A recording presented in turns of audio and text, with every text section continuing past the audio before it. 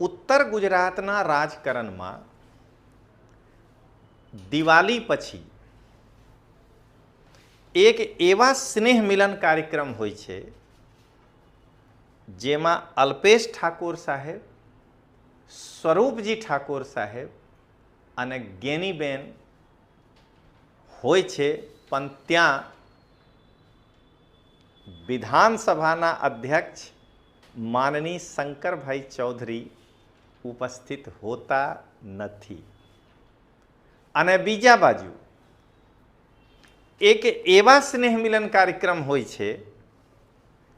જ્યાં શંકરભાઈ ચૌધરી હોય છે, સ્વરૂપજી ઠાકોર હોય છે અને ગેનીબેન હોય છે, પણ ત્યાં ગાંધીનગર દક્ષિણના ધારાસભ્ય માનની અલ્પેશભાઈ ઠાકોર ઉપસ્થિત હોતા નથી.